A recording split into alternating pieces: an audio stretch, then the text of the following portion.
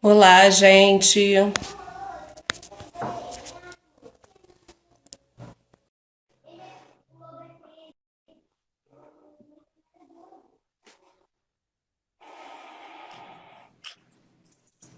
Ah, que massa. amiga! Oi, amiga. Caramba. Assim, na moral, do Filósofo nas Redes, tudo que tá fazendo valer a pena é encontrar as minhas amigas, porque tá tão difícil esse isolamento, né? Sim, sim, sim. E eu tenho priorizado muito essa coisa de ver as pessoas. Às vezes as pessoas me ligam do WhatsApp, querem falar de ligação normal. Eu falo, gente, pelo amor de Deus, me dá o privilégio de ver vocês. Ainda mais eu, né? Que tô dentro de casa sozinha, em 20 metros quadrados, com um gato. Então eu não vejo pessoas. Então, todas as oportunidades que eu tenho de ver as pessoas, para mim, é sempre visceral. E aí, minha amiga? Que bom fazer essa live contigo. É maravilhoso, assim. Eu tava comentando com a Robertinha que todas as outras lives eu fiquei um pouco nervosa, né? E dava aquele frio na barriga. Mas que hoje eu tô tão tranquila, porque conversar com você é como sempre, né? Era nosso dia a dia trabalhando juntas. Sim, eu fiz um stories agora divulgando a live. E aí eu falei justamente disso, assim, né? Do nosso percurso, que é um percurso de anos, né? E aí eu disse, Karina foi minha veterana na graduação. E quando eu chego numa escola para trabalhar, tá lá a Karina. Então a gente tem uma relação não só de filosofia, mas a gente tem uma relação de amor, de irmandade, de percurso. Então é uma conversa de amor. Bom, ainda bem que a gente falou de amor, De né? amor. Nada mais apropriado, né, do que falar sobre amor nessa live. É... Bom, você podia começar se apresentando um pouquinho para o pessoal que está acompanhando aí o filósofo, e falar um pouco sobre a sua pesquisa, sobre foi seu caminho na filosofia, para a gente poder entrar no amor. Meu nome é. Deixa eu arrumar aqui, só que eu fiz uma gambiarra aqui, porque eu não tenho essas coisas que essa blogueira tem de botar microfone, luz e tal. Bem, Rotep Família, boa tarde. Meu nome é Catiúcia Ribeiro. Eu sou filósofa de formação. Como eu falei, sou veterana de Carina, né? Sou de Porto Alegre, Rio Grande do Sul. Vim para o Rio de Janeiro para estudar filosofia. Me formei em filosofia na Universidade Federal do Rio de Janeiro, no IFIX. Depois prestei mestrado para a primeira turma de filosofia e ensino do Cefet. E o meu mestrado é em a louca, filosofia e ensino, que é um mestrado profissional, enfim. E na atualidade eu componho o programa de pós-graduação com Robertinha, que eu já vi que está aqui, meu amor também. Eu e Karina somos do mesmo orientador.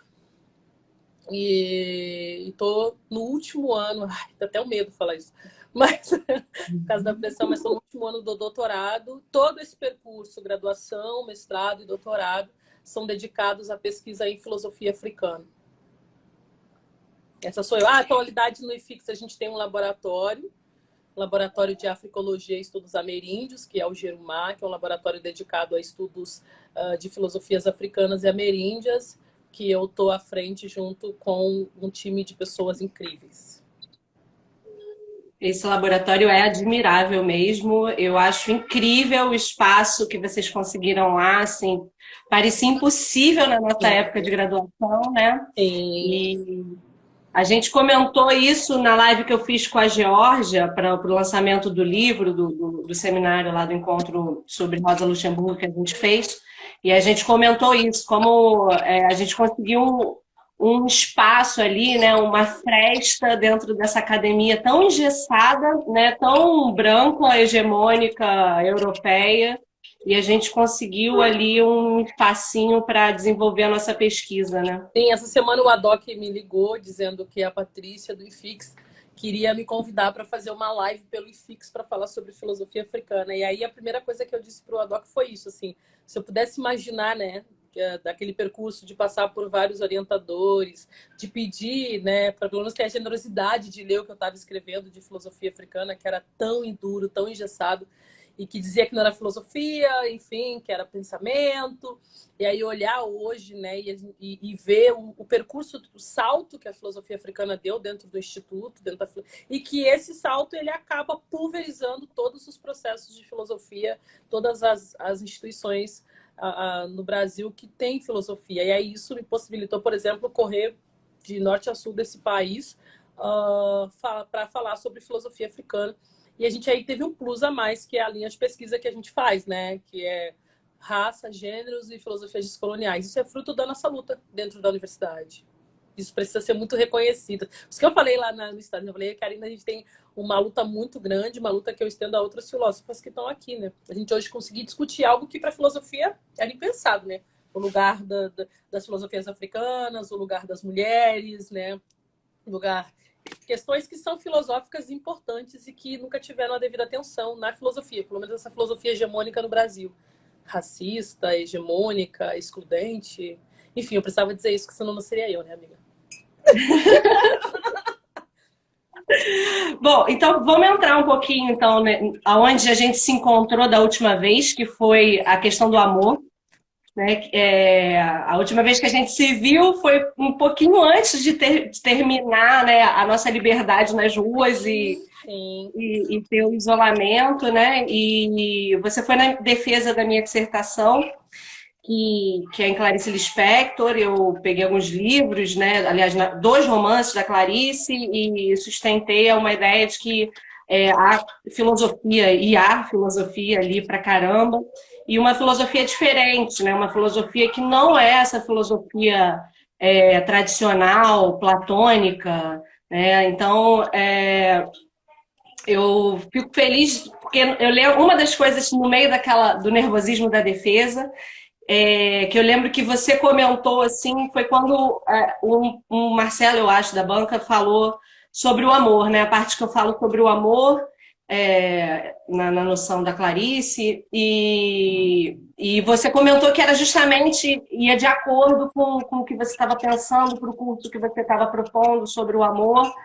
e eu acho que a gente precisa desenvolver essa conversa. Sim, total, porque na verdade, quando nós pensamos o amor, nós estamos muito imbricados nessa ideia desse amor romântico, ocidental, patriarcal, que é um processo de desamor, por exemplo, no corpo das pessoas pretas, que é um processo de desamor no corpo das mulheres, da comunidade LGBT. Então, que amor é esse, né? Como é que o amor que se propõe a ser uma ação de libertação, ele acaba prendendo? E aí, quando tu traz, né? Quando eu vi tu falando ali na defesa, né? E eu vi tu trazendo essa grandiosidade de como, através da Clarice, tu atravessa e traz um outro olhar sobre o amor, que aí você entende um amor como uma libertação. Até o Madoc trouxe um pouco, né, que essa ideia que o amor ele não é uma contemplação de dois, mas o amor ele tem uma magnitude que é muito maior, que nasce dessa contemplação de dois. E eu estudo amor, né? Eu estudo filosofia quemética, Kemet é o nome original do Egito, e no Egito tinha uma palavra que também definia filosofia, né, que tem o mesmo sentido de amor à filosofia. Isso está no papiro de Imhotep. E então, no papiro de Imhotep também aparece que é o requete e é um exercício de mer. Mer é um hieróglifo que se diz amor, né? Então, assim, só era possível construir filosofia a partir de um princípio de amor, amor ao todo, né? O ser é o todo e a partir disso ele precisa amar. E é uma dimensão de amor que é o amor que tu trouxe, que é o amor da partilha, né? Que está totalmente destituído desse amor romântico, ocidental, castrador, sabe? Que tem tudo mesmo. É muito interessante, né, como os pensamentos eles se encontram, né, mesmo partindo de lugares tão diferentes, porque na Clarice, onde eu tiro essa parte sobre o amor, que é no livro Uma Aprendizagem, ou Livro dos Prazeres, nesse romance que conta a história da Lori, que é uma professora primária e está namorando com um professor de filosofia, e vai falando sobre a aprendizagem dela nessa relação amorosa e como se dá. E uma das coisas que é colocado como problema lá é a questão de você ver o amor como essa visão de herança grega, né? Aquele amor onde você busca o igual, né? Aquela pessoa que vai tipo, te completar Nessa mudança que eu fiz, eu achei algumas cartas de amor que eu recebi, que eu dei também, né?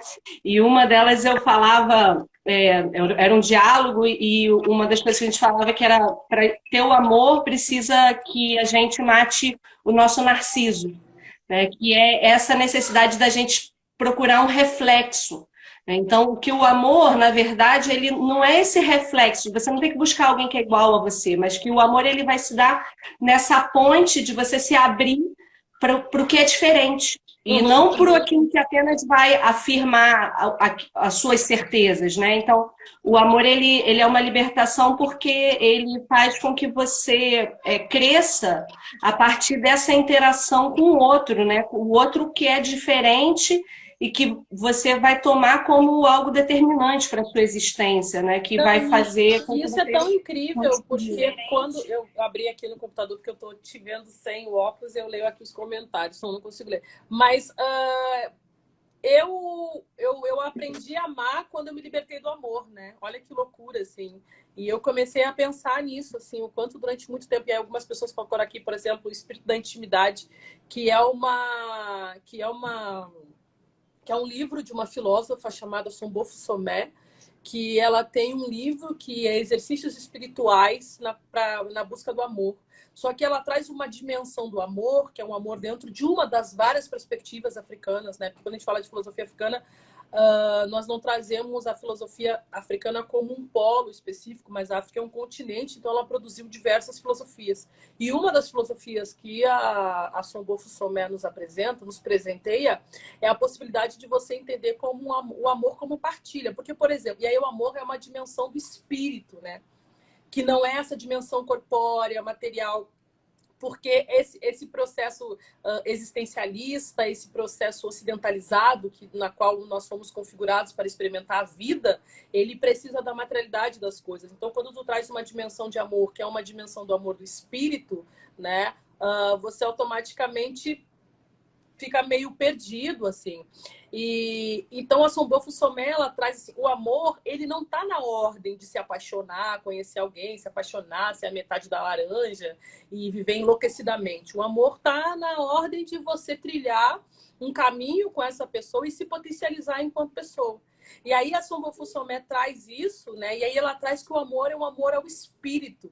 Isso você define muitas coisas, você percebe muitas coisas. Por exemplo, você consegue entender, por exemplo, porque duas mulheres se amam, porque não é uma perspectiva do corpo, não é uma perspectiva da matéria, não é você olhar para o outro corpo e se apaixonar. Tem uma concepção e uma percepção do espírito que precisa compartilhar com outro espírito. Tanto que ela fala, né?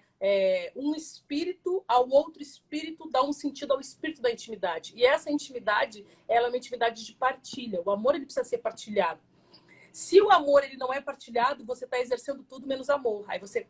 E isso justifica, por exemplo, numa sociedade patriarcal, porque as mulheres são ceifadas de amar, né? Por que as mulheres são ceifadas de experimentar o amor na sua amplitude? Porque você tem uma obrigação moral cristã, né? Que vem lá de Maria, que vem lá da mulher que comeu a maçã e destruiu tudo. Sempre a mulher é a culpada de todos os problemas. E aí, qual é a grande punição dela? A punição dela está no amor. Então você vai ter que amar os seus filhos, você vai ter que amar esse relacionamento, você vai ter que amar todo esse projeto de violência que tem tudo menos amor e despotencializa por completo essa mulher. E quando você entende essa perspectiva filosófica da Sombofo Somé, é esse amor que tu trouxe na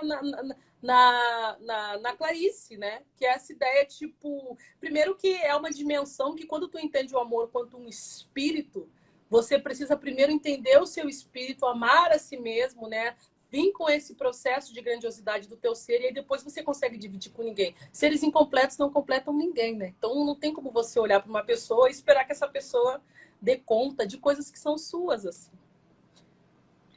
Justamente assim, porque se você espera, né, de uma relação amorosa, que essa relação vá te sanar alguma coisa que te falta, né, isso já é problemático, porque você está esperando um formato, né, de uma pessoa já uma pré-programada para satisfazer né? Isso não só nesse âmbito mais romântico, assim, platônico, da metade da laranja, né? Essa coisa, mas se a gente pensar também numa visão mais contemporânea, do quanto as pessoas além dessa visão, né, romântica, daquilo que vai te completar, ainda tem o plus, né, da opressão do capitalismo, né? Então, você não quer só a pessoa que vai te completar, mas você também quer a pessoa que seja um produto que é garantido, né? Sim. Que tem garantia, que não vai te gerar problema e que é também um produto de consumo, né? Sua propriedade privada, que você depois, se você cansar de consumir, você também pode jogar fora, né? Que também é só mais um objeto, né? Então, além essa necessidade de que o outro se encaixe no seu commodity, né? O outro vai virar um commodity, né? Sim. Aí tu imagina isso, Karina, numa sociedade patriarcal, misógina como a nossa. Primeiro porque, assim, quando a gente parte de uma perspectiva filosófica africana, nós já estamos partindo de um outro paradigma, né? O próprio Cheikh Anta Diop, ele fala, existe dois berços, existe o berço norte e o berço sul. Então, quando tu vai pensar para a filosofia africana, você já parte de um outro berço, já parte de um outro paradigma, de uma outra perspectiva. E aí uma das coisas que nós sempre fazemos na filosofia africana é convidar as pessoas a sulear os seus pensamentos. Você vai fazer um caminho totalmente distinto, você vai fazer um caminho totalmente diverso para entender, sobretudo, qual é o papel das mulheres nessa sociedade, que não é o papel de despotência que o Ocidente colocou às mulheres. Então, assim, esse lugar da propriedade privada, esse lugar do amor como cárcere, né, esse lugar que... e aí tem uma... Robertinha, me perdoa se eu der uma gafe aqui, porque faz tempo que eu não estudo Nietzsche, mas eu gosto bastante de pessoas que eu estudo, que ele traz algo do sentido, você não ama as pessoas, você ama o desejo que essas pessoas te trazem, né? Você ama aquela sensação do amor. Então tem isso, assim, como você ama aquela sensação do amor, quando aquela sensação ela não te bater mais, o que sobra?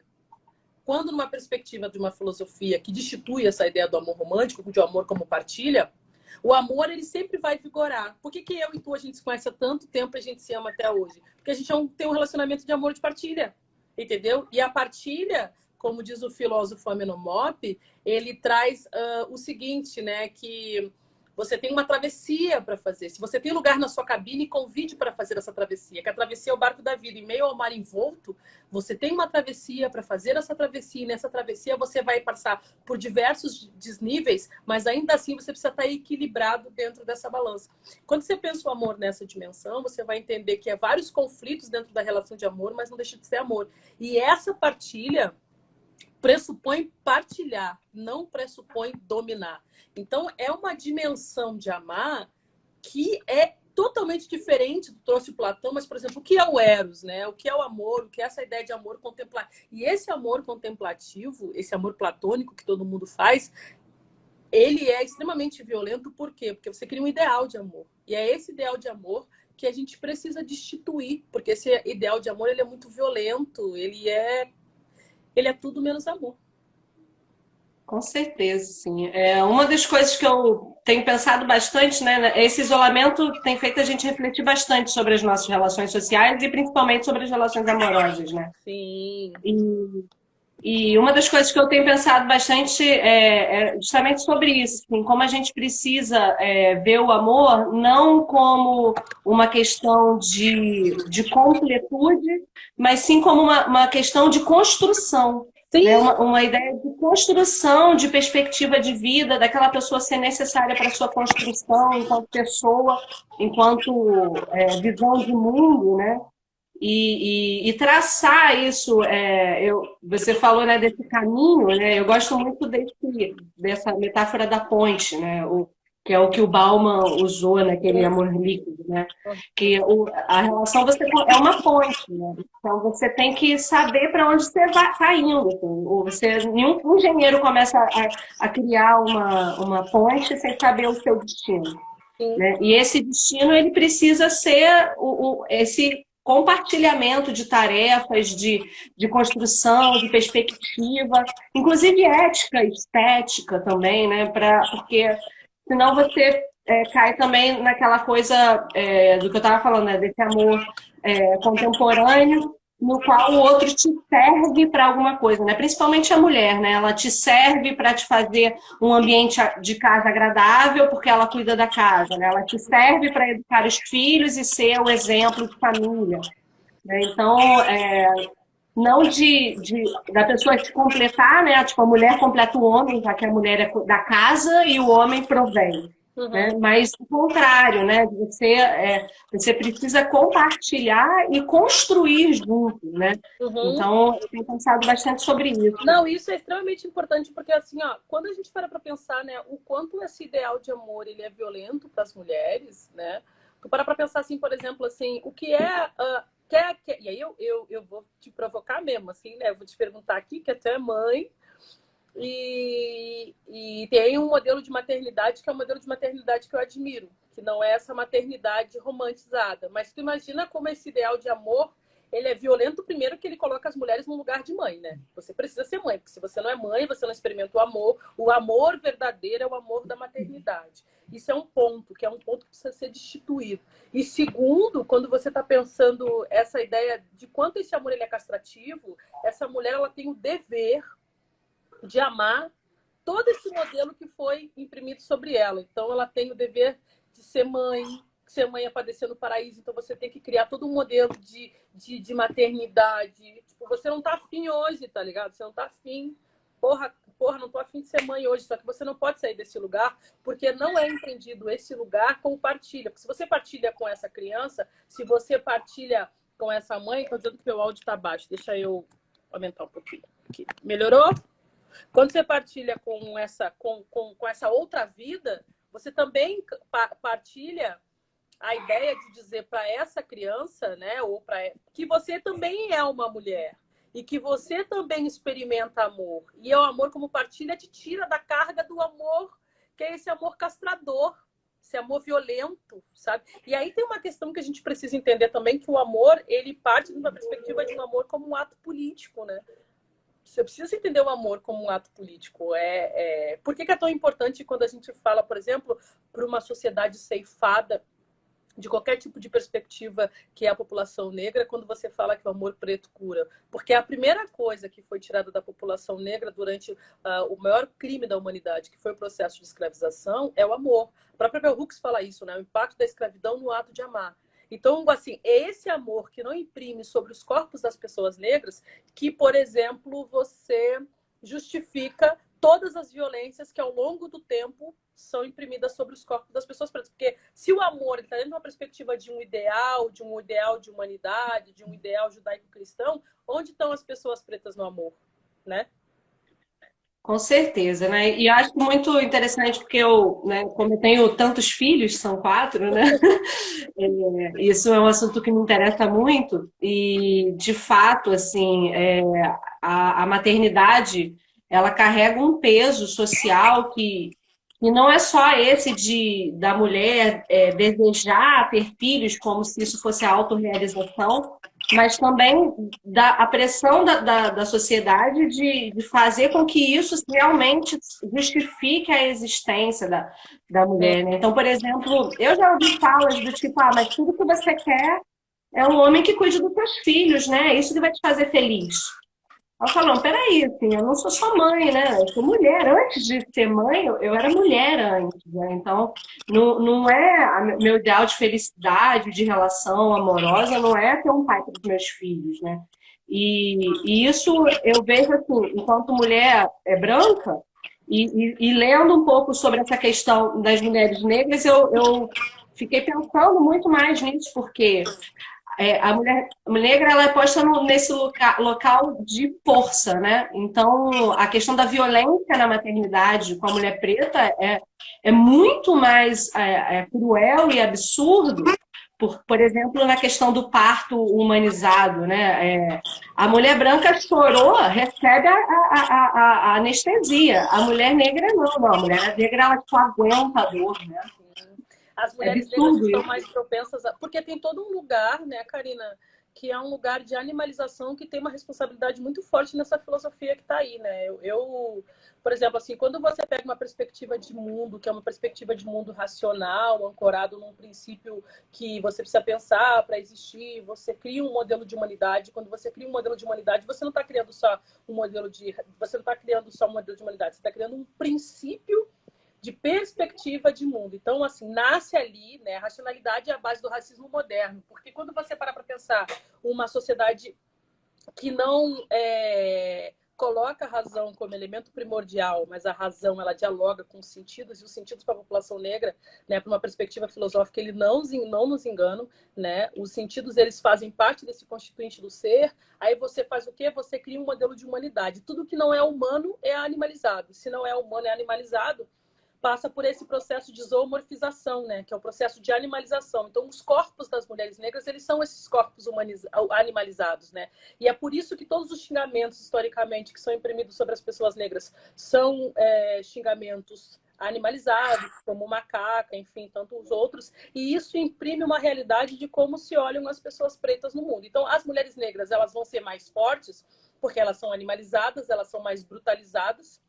Não existe amor ali, não existe amor sobre aquele corpo, não existe amor sobre aquela existência, né? Porque um processo de desamor foi feito muito grande sobre essa existência. Então você não tem nenhum tipo de responsabilidade alguma com esse corpo. Então você pode matar, ceifar, roubar, não dar uma anestesia, né? A gente teve um estudo aí recentemente que as mulheres negras não recebiam anestesia na hora do parto, né?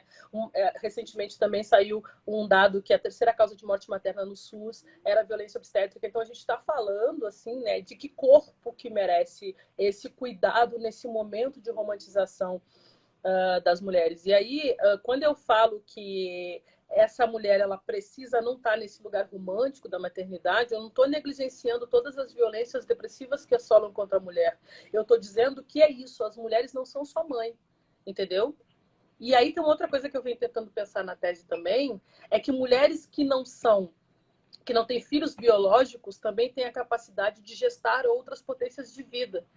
Porque é isso, né? Então quer dizer que eu cheguei aqui agora, prestes a fazer 40 anos, eu não tenho filhos, então eu não sou mulher, então eu não sou digna desse amor.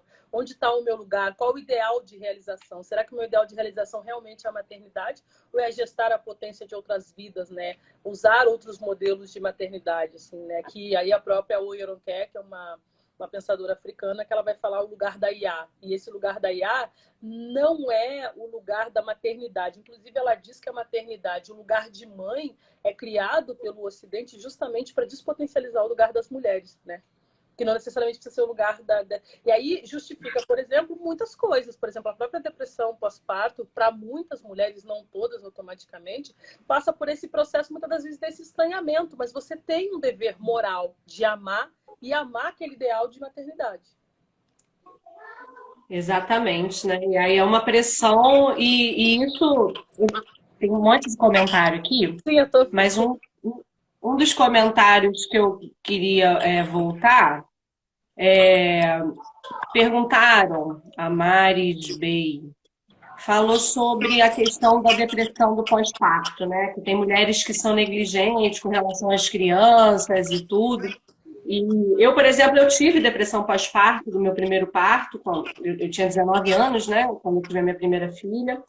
E tive depressão pós-parto porque eu ouvi coisas do tipo: ah, mas você vai fazer faculdade, mas ninguém mandou então engravidar, por que deu sem camisinha? Né? Então, para fazer faculdade, para mim já era difícil, porque eu já sofri uma pressão, que era essa pressão do tipo: ou você é mãe, ou você é filósofo. Os dois não dá, entendeu? E isso me lembrou agora, ouvindo você falar um pouco, em alguma das reuniões da Maria Bonita, que também foi um dos nossos atravessamentos da nossa vivência. Eu não me lembro se foi, a gente estava lendo o texto da Angela Davis, do Debel Hooke, e que fala... Aquele lá na casa da Ju? Na casa da Ju. Bons tempos. Eu acho bons tempos. Nossa, saudade. Eu acho que a gente estava lendo Bell Hooks. Eu não me lembro qual era o texto, pode ser também nenhum desses, tá? Mas eu lembro que... A referência vai surgir. Eu lembro que a gente leu alguma coisa sobre as mulheres escravas matarem os seus filhos, Sim. justamente para não deixarem o legado da Ah, escravidão. foi Toni Morrison em Beloved, que inclusive depois ela tem um filme que fala justamente que eu disse que eu faria isso com as minhas crianças e todo mundo fica assim, ó. Isso é amor. Pois é, né? E aí é isso, né? Imagina você parir um filho, isso é uma depressão pós-parto, né? Você parir um filho para saber que ele vai ser escravizado, né? E aí uma mãe dessa, por exemplo, que mata o filho numa situação dessa, vai ser vista como uma megera, uma pessoa que é negligente, egoísta, sei lá, né? E como é justamente a questão da maternidade para a mulher negra, ela é muito mais complexa. Sim, e aí tem uma questão, assim, por exemplo, no Beloved, né, que é um filme Amada, que é da Toni Morrison, que é uma grande escritora, que eu sempre falo, eu no futuro sou Toni Morrison, uma mulher preta de dread branco, maravilhosa, escritora, fez a Passagem por Ouro ano passado, e ela conta a história, agora vocês me desculpem, eu não vou lembrar o nome da personagem, o nome do filme é Amada, é bem amada, amada, algo nesse sentido. E aí ela conta a história de uma mulher negra que sofria diversos abusos sexuais, estupros, tá? Vamos falar no português. As mulheres negras foram muito estupradas, foram violentamente estupradas durante o período escravocrata. E aí ela era estuprada, sofria várias violências, e aí ela engravida. Tem suas filhas. E aí porque é como se fosse um ritual, né? Que ela narra como se fosse um ritual, assim, aconteceu um ritual comigo, que era um ritual de iniciação sexual, então agora chegou o momento de acontecer esse ritual com as minhas filhas. Então ela leva as filhas para o celeiro e ela corta o pescoço das crianças com o serrote. E quando eles chegam para estuprar, ela tá deitada no meio do celeiro, no meio da palha, chorando, desesperada, tipo, sabe? Mas olha só, tipo, ela matou as filhas. E ela mata as filhas justamente num ato de amor, porque ela disse, elas não vão passar a violência que eu passei. No filme Amistade também tem uma cena muito forte, que é uma mulher negra que dá à luz a sua filha durante o período, né, transatlântico, durante essa travessia, que morreram milhares de pessoas. E aí, quando ela tem a oportunidade, ela chega no trampolim, ela se joga com a criança, ela segura a criança E as mulheres negras faziam muito isso naquela época. Elas matavam os seus filhos. Elas matavam os seus filhos para que os seus filhos não passassem pela violência da colonização, pela violência do estupro, pela violência de ser queimada com ferro em brasa, pela violência de ter que trabalhar em benefício do outro, pela violência da despotência. E isso é amor. Isso é uma dimensão de amor, que é uma dimensão de amor que está totalmente destituído dessa noção, desse amor romântico, que é isso que tu está trazendo, né? E aí, porque tem todo um ideal judaico, moral, cristão de Maria, vamos falar bem, tipo assim, você é mãe, você tem que ser Maria. E aí, tipo assim, Jesus morreu porque a culpa é de Maria, sabe? Sempre tem essa pena, inclusive a própria Maria, assim, né? Por que eu? Por que eu fiz isso? Como tem todo esse julgamento sobre os corpos das mulheres. E quando as mulheres negras, nesse processo escravocrata, violento, elas começam a matar suas crianças, é um ato de amor. É entender que eu te amo tanto que eu não vou permitir. E ela corta o pescoço das filhas chorando, destruída, detonada. Olha a dimensão. E aí a gente estava falando naquele dia sobre Beloved, né? Que, aliás, leiam esse romance da Toni Morrison, porque enfim, porque tem toda uma relação ancestral depois ela é visitada pelo espírito da filha, enfim, assim, é incrível mesmo. Porque é isso que eu tô te dizendo também, né? Quando a Sombra Fussomé traz a dimensão do espírito, até que ponto, né, você afetar a matéria, você está afetando o espírito. O espírito tem uma ligação. Para uma concepção africana, o que nos une é o espírito. O que nos une não é a matéria.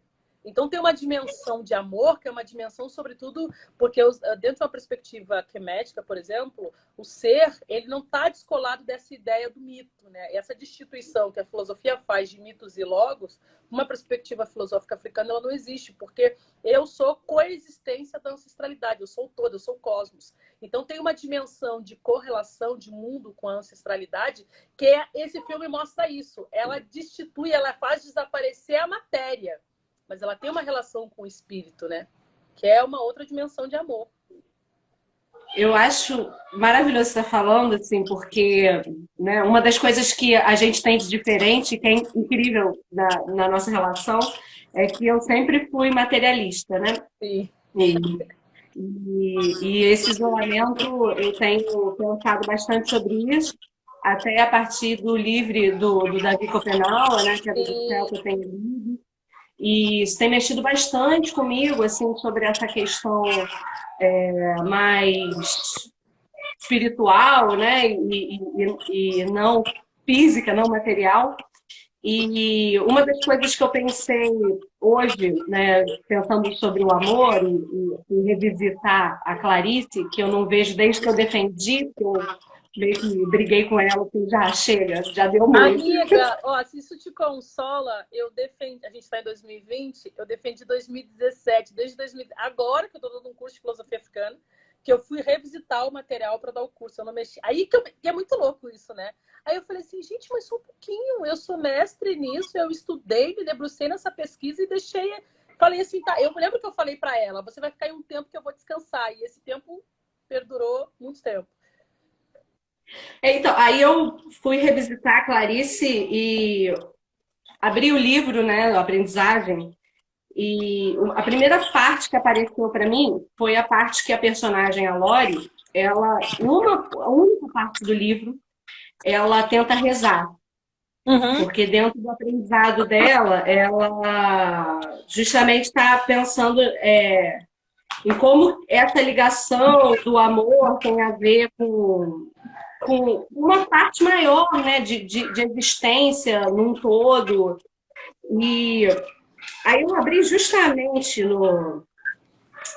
na oração que ela faz, e aí eu estou abrindo aqui, eu posso ler um trechinho?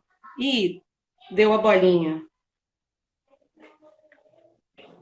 Tô Voltou, aqui, tô voltou. aqui. É que eu levantei para pegar Eu um vou ler um café, a trechinho internet. rapidinho. É, ela está tentando rezar pela primeira vez, a Lore. E aí Uhum. ela está na reza dela e ela fala o seguinte: cadê? Alivia minha alma, faze com que eu sinta a tua mão está não, que a sua mão está dada à minha. Faze com que eu sinta que a morte não existe, porque na verdade já estamos na eternidade. Faze com que eu sinta que amar é não morrer, que a entrega de si mesmo não significa a morte. Faze com que eu sinta uma alegria modesta e diária. Faze com que eu não te indague demais, porque a resposta seria tão misteriosa quanto a pergunta. Faça com que eu me lembre de que também não há explicação porque um filho quer o beijo de sua mãe, e no entanto ele quer, e no entanto o beijo é perfeito. Faze com que eu receba o mundo sem receio, pois para esse mundo incompreensível eu fui criada e eu mesma também incompreensível. Então é que há uma conexão entre o mistério do mundo e o nosso. Mas essa conexão não é clara para nós enquanto quisermos entendê-la. Abençoa-me para que eu viva com alegria o pão que eu como, o sono que eu durmo. Faze com que eu tenha caridade por mim mesma, pois senão não poderia sentir que Deus me amou. Faze com que eu perca o pudor de desejar que na hora da minha morte haja uma mão humana amada para apertar a minha. Amém. Lindo. Não é lindo? Eu acho que, bom, pra ti que é existente, que é muito. Eu não acho mais que tu é tão materialista, não, amiga. Eu acho que tu já tem. Lembra aquele dia que tu me ligou? Falou assim, amiga, eu tô passando por uma coisa, tô pensando num amigo meu que fez a passagem, me ajuda, porque a minha materialidade não tá me ajudando a entender. É porque, assim, essa dimensão de você não se entender como pertencente, porque quando ela tá ali falando com Deus, quando ela tá ali, e esse Deus não é esse ideal de Deus, né? Porque dentro de uma perspectiva filosófica africana não é esse ideal de Deus, né? Aliás, né, eu mudei a tese quando eu entendi que a gente partia não de um Deus, de uma deusa, eu estudo uma mulher, estudo Maat, né? Que é uma mulher e tento pensar um sistema filosófico africano a partir de um princípio feminino, né? O mundo ele é uma perspectiva estritamente feminino, né? Água, terra, né? África, são princípios femininos, então nós vemos de uma potência gestadora, matrigestora feminina. Então, as mulheres são co-criadoras da existência, porque assim anunciam as mulheres.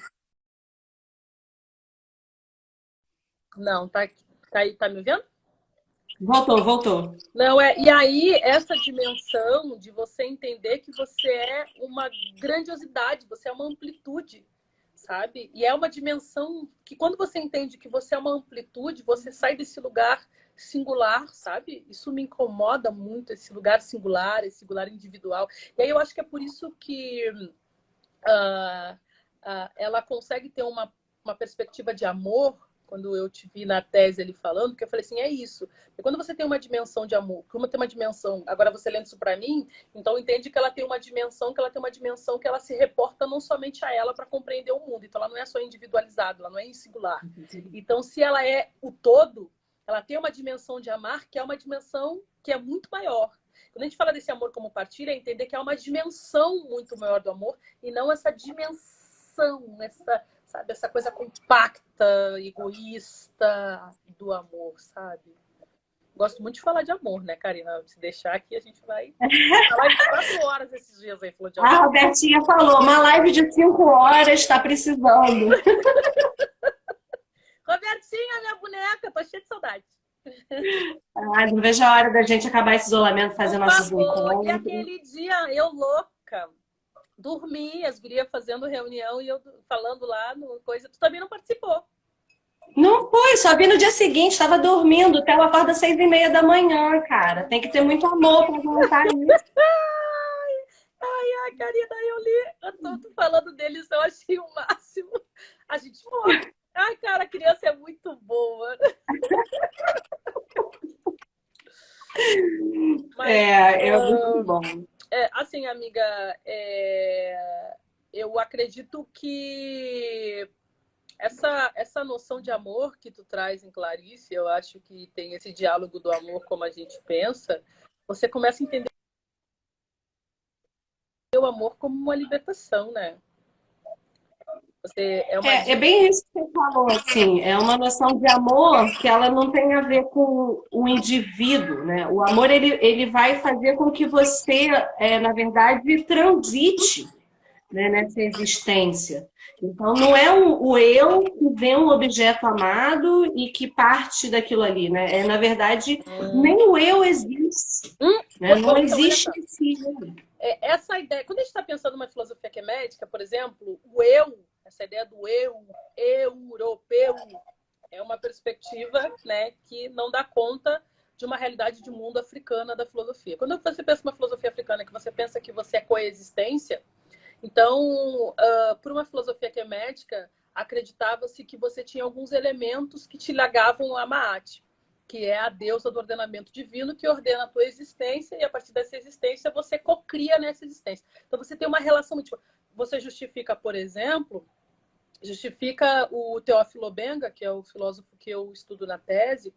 O Obenga diz assim, a realeza quemética durou 35 séculos e durante todo esse período foi um mundo ordenado por Maat. Durante todo esse período você não via as violências que nós vemos agora porque tinha uma outra perspectiva de mundo. E aí tem uma ideia, que eu tô aqui falando contigo, e tem uma sombra, tá vendo? Para os queméticos, eu tatuei no corpo até. Essa sombra é um sheut. Então isso significa que você em si já é 2, você em si já é duplo, então você não é um. Né? Eu sou e tem essa sombra sempre te acompanha, sempre que tem uma iluminação, essa sombra te acompanha. Essa iluminação é uma iluminação de Ra, de Amon-Ra, porque nós somos seres divinizados, todo ser humano é divinizado, então você entende o ser é o todo, você entende os seres como um todo, e aí você não está falando do ser humano, você está falando do ser vivo, então você entende os animais, você entende as plantas, você entende a natureza, você entende a chuva. É uma dimensão de completude como um todo. Então, se você está inserido dentro dessa realidade de todo, você passa por um exercício do cotidiano de contemplação e de lapidação da palavra, né? Que é um amor a essa vida, que é requete. E esse requete é um ato de mer, é um ato de amor. Então, você tem a sua vida, ela é compartilhada com esse cosmos. Você é um ser que está... que é é um ser do Ficou um cosmos, pouco né? mudo. Vocês estão ouvindo? Eu tô te ouvindo. Tá me ouvindo? Fica... Tá me Aqui ouvindo? ficou mudo. Não. Vocês estão ouvindo? Sim. Bom, eu te Ué. ouço. Vocês estão ouvindo a Cati? Vocês estão me ouvindo, gente? Abaixo, deixa eu ver aqui por aqui. Deixa eu aumentar o meu volume. Ué, o meu ficou.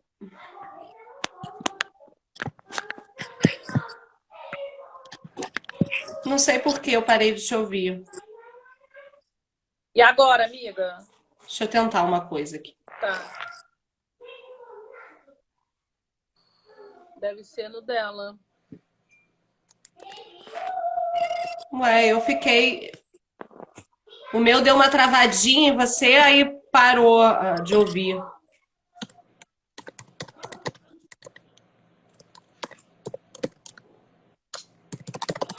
Amiga, eu vou fazer assim. Vamos tentar fechar e abrir de novo? Você, só você, tá? Vamos ver aqui, Tá. peraí.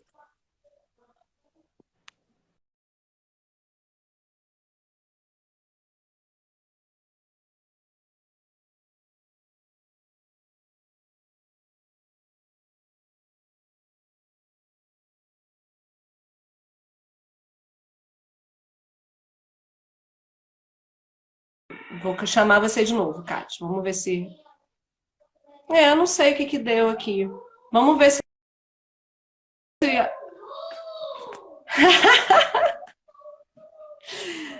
É aquela dica de maquiagem, amiga, que você me deu.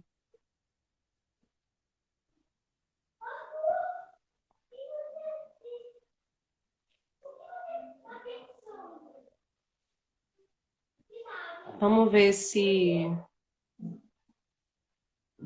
Tô te chamando aí, Kátia. Vê se você entra de volta, se melhora.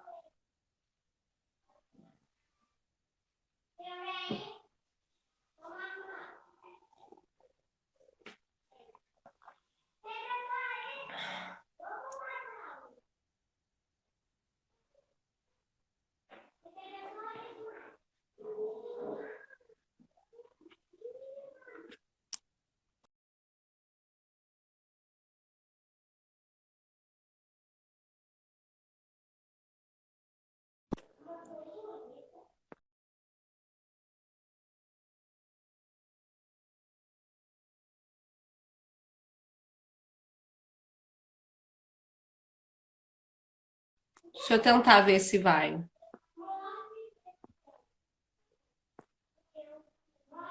Vê se vai agora, Kátia. Agora voltou. Tá me ouvindo? Tô. Ah, maravilha. Eu tava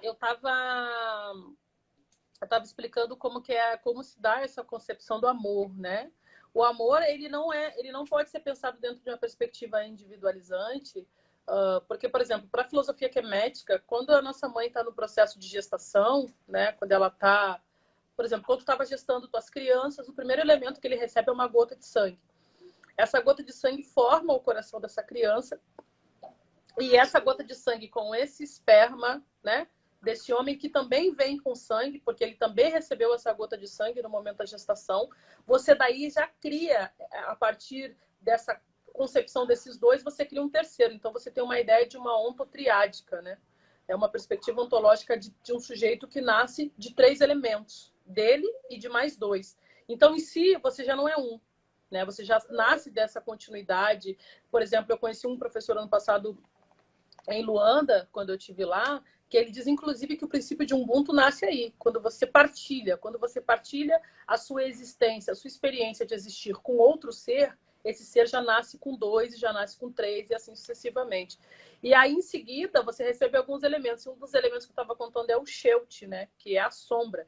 Então, você entende que a partir de... Você não é um. Você não é um. Você já não é um. Porque se eu tenho essa sombra que me acompanha o tempo inteiro, a partir dessa iluminação, então eu sempre serei 2. Se eu sou 2, o duplo, eu respeito o meu duplo, eu respeito tudo que está em volta. Então, essa ideia individual, singular, para uma perspectiva filosófica africana quemética ou qualquer perspectiva filosófica não existe. E é uma experiência, por exemplo, eu sou homo orixá, né? O que é homo orixá? Uma pessoa raspada para um orixá, sou iniciada no candomblé. Sou homo ogum. Eu não sou só Catiúcia. Eu sou Catiúcia, mas sou Ogum Fitoré, que é o meu nome de reancestralização africana. Então, isso faz de mim um duplo dessa existência. Então, se eu entendo esse duplo dessa existência, eu já entendo que não há uma singularidade na minha existência. Não há uma individualidade no meu ser. Então, olha só, eu tenho que amar a mim, mas eu tenho que amar o meu duplo. Eu já tenho que amar dois. Eu já tenho que partilhar. Essa ideia de amor único, ela não vai existir, porque se eu já partilho com uma experiência de mundo que é totalmente metafísica, que eu não tenho relação material com ela. Eu amo Ogum, eu vejo ele de várias formas, mas como eu te vejo nessa materialidade, não é possível. Porque é uma outra concepção também que a filósofa, que uma pensadora chamada Oironquer, ela traz, que é uma perspectiva de uma cosmosensibilidade, que você não está mais com esse treino da visão, mas você começa a perceber a sensibilidade. E essa sensibilidade é essa união com sentidos, essa união com a espiritualidade. Então, olha como o ser em si, ele é duplo, ele é plural, ele é pluriversal. Então, não existe essa hierarquia. Quando a gente fala que a razão ela não é um elemento primordial para uma perspectiva filosófica, não é que não existe razão para os africanos. Existe, mas a razão ela não está nesse lugar de clara, distinta, cristalizada, que ela não dialoga com nada, ela está num lugar hegemônico que avalia tudo. A razão, ela precisa ser impulsionada pelo IB. O IB é essa primeira gota. E essa primeira gota que nasce a tua consciência, que nasce essa relação com o teu corpo, que nasce essa relação com quem está te criando. E isso traz uma dimensão, por exemplo, se eu recebi essa gota de sangue, se eu tenho essa partilha, eu faço parte dessa família. Você também tem uma concepção ancestral, porque, ou seja, os teus filhos receberam a tua gota, mas tu recebeu a gota da tua mãe, e a tua mãe recebeu a gota da tua avó. E assim sucessivamente. Então tem uma continuidade, nós somos continuidade. Como diz o Negro Bispo, nós somos início, meio e início, né? É sempre um processo de continuação.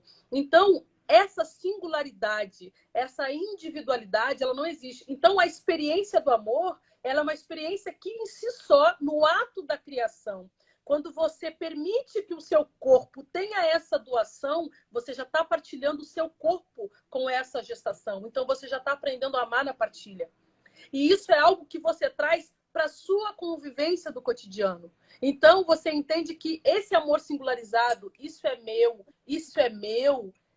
nem isso aqui é meu. Entende? Então, você tem uma dimensão de amar, que é uma dimensão de amor que está totalmente destituída dessa ideia europeia, dessa coisa do eu europeu, dessa coisa do eu sou isso, eu sou aquilo. Eu, por exemplo, não sei se tu percebeu, eu já não falo mais assim, eu sou filósofa, eu estou filósofa, porque eu estou nesse movimento de vivenciar a filosofia. Eu estou nesse momento de estudar a filosofia. Nesse momento, eu estudo uma perspectiva específica da filosofia. Mas já estudamos outros momentos de filosofia. Então, você está num processo de Queper, que é a salebre no deserto. Eu até tatuei um Queper no braço, que é o movimento mesmo da vida em continuidade. Por quê? Porque esse coração, na medida que ele vai batendo, ele vai ligando uma onda corpórea, tem uma ligação direta com a sua realidade metafísica, e você é uma constituinte desse duplo. Se você entende que o seu corpo é dois e você ama o duplo de si, você ama o outro como pertencente de si mesmo. Você não vai ter um amor de posse. Você não vai ter um amor de controle. Você não vai ter um amor de violência. Como que uma mulher, que é um ser sagrado, que coexiste com o cosmo, com Deus, com Maat, ela vai ser violentada numa sociedade como a nossa, sabe? Assim, tipo, uma sociedade misógina, uma sociedade homicida para as mulheres, né? Ser mulher numa sociedade ocidental é extremamente violento, porque nós não temos potência de nada. E aí você entende uma dimensão de amor que é uma dimensão de amor muito diferente. Por exemplo, você entende, quando você sente o amor e você não pensa o amor, você sente por que duas mulheres se apaixonam. Você sente porque por uma sociedade individual, judaica, cristã, que tem um ideal, e esse ideal imprime um modelo não entende isso, porque ele entende o amor enquanto matéria. Se ele entende o amor enquanto matéria, ele tem um modelo de matéria para amar. Mas quando eu tô aqui contigo, eu me apaixono por ti, tem uma dimensão desse coração, desse espírito. É a mesma coisa uma mana trans. Quando ela fala para ti assim, eu sou mulher, você liga o seu start dessa cosmovisão, dessa razão, e você não aprende o que esse coração de amor está dizendo do que ela é. Você identifica dentro de uma perspectiva racionalizada do que ela deve ser. É uma dimensão de amor, que é uma dimensão que tem um... E aí você tem o quê? Uma perspectiva política de amor. Quando a gente fala, quando a Bell Hooks fala o amor cura, o amor preto cura, eu trago para essa dimensão de identificar o amor como um antídoto político potente, sabe? Não o amor como controle. Eu olho para ti e eu te amo, Karina. Porque eu vejo, não Karina física, eu vejo uma dimensão de ligação do espírito que é muito maior. E essa sociedade violenta não consegue entender isso. Isso é como a gente compreende o amor na perspectiva filosófica quemética antiga. Gente, que coisa linda, Kátia. A gente está se aproximando dos últimos 5 minutos da nossa live. Puxa, eu queria muito falar sobre essa parte do amor político, porque eu boto isso na minha pesquisa também, que quando você justamente se desfaz desse eu, né, que a gente se apega tanto para se sentir seguro dentro dessa hegemonia, né? Quando você se desfaz desse eu, isso também passa não só numa relação a dois, mas numa relação social também. Sim. Né? Então, esse amor, isso foi uma das coisas que a gente conversou lá na minha defesa. Então, já, por princípio, já é político, né? Porque já não se trata só de um, mas já se trata de dois. Né? E sempre que se trata de dois, também se trata de outro, né? Nem que seja a família em volta, os amigos em volta. Mas se você toma essa noção política do amor quanto posicionamento para o mundo, né, de você aceitar de que não existe o eu e que você só vai construir alguma coisa a partir da interação com a diferença, com aquele que é diferente de você, e você se abrir para que essa diferença te construa enquanto pessoa, isso vai passar, inclusive, para um posicionamento político, né? Que eu acho que no momento atual é muito importante a gente pensar nisso. A gente vive aqui, por exemplo, num governo agora que se dane o outro. Para mim é isso, porque é uma dimensão de amor, é uma dimensão de amor, que é uma dimensão de amor de partilha. Você não pode se danar com o outro. Você não pode ter um governo que singulariza a relação. Você não pode ter um governo que individualiza processos políticos, né? Se você está acima de todos, como ele está falando, está acima de qual? Do que de todos? Quem são esses todos, né? Quem é a juventude que o ministro da Saúde, que agora acabou de sair, quando ele assume, ele fala, vamos priorizar a juventude. Se nós estamos falando de um todo, de uma sociedade que ela é um todo mundo precisa estar nesse lugar. E isso traz uma dimensão de amor, que é uma dimensão... E isso não romantiza o amor. Você tem problemas nesse amor. Você tem ruídos não, mas você tem... não tem essa coisa que não vai ter problema. Porque, por exemplo, é igual a ideia de Ubuntu. A ideia de Ubuntu a gente fica sempre nessa ideia dessa pantomima de beijos e abraços, vem cá. Não, mano, tem conflito. E assim, a gente entende, né? Tipo, isso pra gente que é filósofo é um falso problema. Eu sempre falo, eu estou no lugar do incômodo, né? E o conflito, o caos, ele precisa existir, né? É preciso um caos para dar à luz a uma estrela brilhante, já diz um filósofo aí do Ocidente que eu respeito muito, que é o Nietzsche, que tipo, você vai precisar ter o caos. Mas no caos tem amor. Tudo tem amor, né? Porque tem partilha. Você precisa dividir o caos com alguma coisa, então já é a partilha. Você precisa dividir o bem com o mal. Você precisa dividir as coisas. Porque é sempre o dois, é sempre o princípio do dois, né? Isso é uma outra dimensão e você constrói um modelo territorial, você constrói um modelo social. O Quilombo faz isso, as comunidades ameríndias fazem isso, né? Que é a partilha, que é o dois, né? Tipo, é outra... O povo tá pedindo aí pra gente continuar, Karina. Você que sabe, Kátia. Pode ser, se você quiser voltar, porque eu queria te ouvir falar de política. Eu gosto quando você fala de política desse A gente pode então tá bom. Mais então... um bloco. frio, tá chovendo no planeta. Pausa para fazer aquela respirada. Não, então tá, quando cair, a gente volta Tá, falando dessa visão do amor político, né? Acho que ainda tem uns 3 minutos até cair. tá. Essa parte de política, na verdade, é o que tem me interessou mais no final da minha dissertação. E eu fiquei até um pouco frustrada de não ter conseguido escrever tudo que eu queria escrever, mas eu aprendi também que é sempre assim. E que a gente nunca fica contente com o que a gente escreveu. A própria Clarice mesmo, ela Então, quase nunca relia as isso é um coisas. convite para você continuar nos presenteando no doutorado, né, amiga? A gente quer fazer.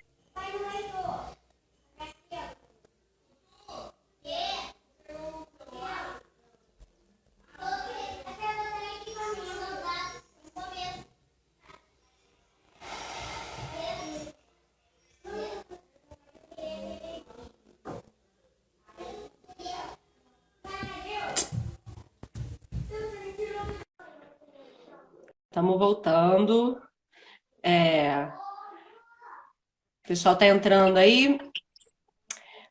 Fala, Kátia, amiga, só vou você tava Vou dar um falando. aviso aqui para a produção antes da gente voltar da nossa conversa. Ô, produção, tá ouvindo no ponto? Deu de novo aquele negócio do Instagram de salvar no IGTV. Tu Então, eu não salvou? sei o que significa. Salvei, né? Porque eu não vou Ah, excluir essa tá. live maravilhosa. Tá. É porque assim, ó, Mas agora o Instagram, aconteceu isso nas minhas lives também. O Instagram não possibilita mais que você salve ali no Stories, né? Então você salva no IGTV e ela fica tipo forever, ela não sai em 24 horas. Agora eu não pois sei é, a se gente alguém está souber, lidando eu com não isso sei como também. tira do IGTV para baixar, porque eu também queria baixar para botar no YouTube e não consegui. Vai ter que Ah, pegar eu mais. sei fazer isso, amiga. Sou eu que faço isso pelo Filósofo, mas eu te ensino Ah, depois. tá, tá. Amiga, mas fala aí que você tava falando. Ai, amiga, acho que eu tô igual a Robertinha. Eu quero ouvir mais a gente, faz tempo que a gente não troca. Robertinha, a gente precisa fazer uma live também, precisa conversar mais. Com Ah, certeza, eu tô com essa live, hein? Robertinha e Cátia. Que lindo isso. Karina, você estava falando sobre essa ideia política, né? De como você está querendo mais levar essa ideia do amor como política, assim. Porque eu acho que, na verdade, aparece como urgência, assim, né? Para mim já estava aparecendo como urgência quando eu estava terminando de escrever a dissertação. E eu termino essa parte do amor falando sobre isso, sobre um amor político, e pego um pouco Badiou e pego um pouco Bauman, mas eu ainda não fiquei muito contente, na verdade, com o que eu escrevi lá, né? Acho que eu deveria ter desenvolvido mais, que essa questão de você conseguir ver o amor não só nessa noção romantizada, né, da relação a dois, mas de que o amor mesmo, ele transcende, né? Isso que você está falando, transcende o corpo, ele passa a ser uma visão de mundo e uma postura política, porque isso se torna inevitável, né? A partir do momento que você percebe que o amor, ele essa abertura para o outro e essa construção com o outro, com aquele que é diferente, é, isso vai se tornar uma atitude política também, porque é isso que a gente estava falando, né? A gente vive num país onde a gente tem um governo que está agora no seu auge de poder, ou espero que esteja o auge, né? Espero que não tenha como ficar pior do que isso, mas já desde 2013 a gente vê essa galera que está ganhando poder aos poucos e etc. E a gente vem se manifestando sobre isso, que é essa galera que sustenta e promove esse discurso hegemônico, que é o discurso dos ricos, né? Eu gosto muito do que o Wallace Moraes, lá do IFIX, né? De história do IFIX, Uhum. que ele chama essa plutocracia, né? Esse governo dos ricos e que, consequentemente, é um governo dos brancos e dos homens. Então, como é um governo que justamente faz toda uma política para prevalecer quem são iguais a eles, né? Então, por exemplo, a gente falando numa questão que foi muito citado na outra live que eu fiz com a Aniele, né? A questão do Enem. Adiar ou não adiar o Enem? Então, se você não adia o Enem, isso vai possibilitar um retrocesso na universidade que a gente não vê há anos, que é só vai entrar branco, só vai entrar homem, só vai entrar rico. Porque diante de uma pandemia, quem é que tem acesso à educação para conseguir disputar um concurso como o Enem? Né? Então, a gente aparece assim, então isso de adio ou não Enem parece que é por acaso. Não é por acaso, né? Não é por acaso que eles vão manter o Enem. Porque, essa política, a política é essa, é uma política fascista que quer excluir o negro, quer excluir a mulher, quer excluir o pobre, porque é isso que eles querem, esse é o ideal deles, né? É isso que eles veem como que deve ser feito.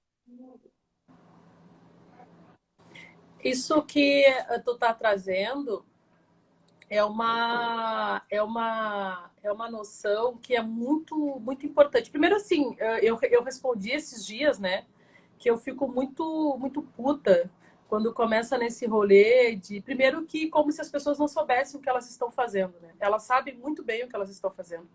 Elas entendem o que elas estão fazendo, elas sabem a serviço de quem elas estão, sabe? Elas conseguem compreender qual o movimento de entendimento que elas estão fazendo.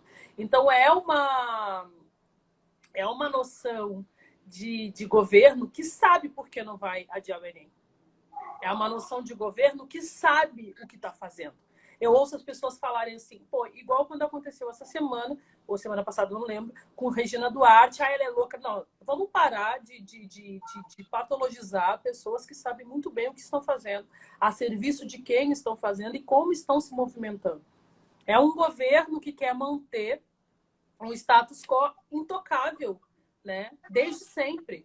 E assim, a gente sabe o quanto o Enem ele conseguiu, né? Não nesse modelo que está aí, mas como ele conseguiu trazer uma outra narrativa, um outro desenho. As cotas trazem um outro desenho para a universidade, né? Traz uma outra perspectiva de mundo. E aí você vê os caras, por que eles querem manter o Enem? Quem é que tem acesso à internet na atualidade? Quem é que consegue estudar? Quem é que consegue se preparar? Ontem eu fiz uma live com Deise Benedito e Deise Benedito falou justamente sobre isso, né? A Deise Benedito falou assim, como que você acha que uma mulher preta na favela com seu filho, ou ela vai pagar o Wi-Fi ou ela vai comprar o botijão de gás? Ou ela vai comprar vai pagar o Wi-Fi ou ela vai comprar a cesta básica? Então tem um recorte racial muito sério. Então, quando você não adia o Enem, você está escolhendo quem vai acessar, né, a educação, quem vai acessar esses meios que historicamente sempre foram alicerçados por essa hegemonia branca cristalizada que não se movimenta nesse país. Então, assim, é um governo que está a serviço dessas pessoas. É um governo que está a serviço da manutenção desse poder branco, hegemônico, que não conversa com ninguém além deles. E você vê como é isso, assim, quando ele fala assim, acabou, eu que mando aqui, o que está imprimido nessa fala, né? O que está imprimido quando eles dizem esse é o nosso país, o país que a gente construiu. Isso é de uma violência e principalmente de uma desonestidade muito grande. O Brasil é um país de índio, né? Construído pelos negros em benefício dos brancos. Então, como que pode agora as pessoas brancas vir, sabe? A população negra edificou esse país. Esse país se mantém até os dias de hoje por conta, né, do braço da população negra. Nós estamos em meio a um processo de pandemia e o país não pode parar. Quem é que está trabalhando? Quem é que está no supermercado trabalhando? Quem é que veio aqui agora entregar as compras porque eu não pude descer? Entendeu? Quem é que está limpando o lixo hospitalar? Porque a gente fala, ontem a Deise falou isso, eu fiquei muito pensando. A gente fica... Todas as chuvas, todos os louros, né, ao pessoal da saúde, aos médicos e enfermeiros que estão nos hospitais. Mas quem é que está limpando o lixo hospitalar? Quem é que está enterrando as pessoas nesse país?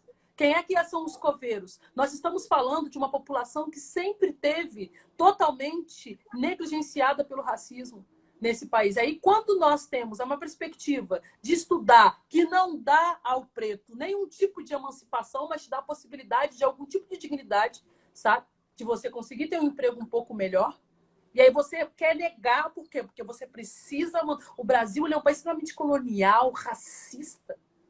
E ele nunca assumiu isso e ele precisa manter isso. né? Então você precisa que a população negra continue trabalhando nos lugares de subalternização e sem acesso à educação. E é por isso que eles não querem adiar o Enem, porque eles sabem o quanto foi significativa.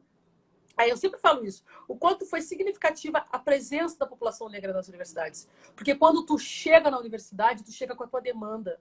Eu fiz filosofia junto com vocês, mas desde a graduação você sabia, aquilo não me atravessava. Porque é ruim, porque é uma porcaria, não é desse lugar que eu estou falando, é porque não me atravessa, porque a minha perspectiva de vida, o que eu busco com a filosofia, é a emancipação do povo preto a partir de uma perspectiva subjetiva. E para isso ela precisa buscar o seu resgate e um berço filosófico a partir de si.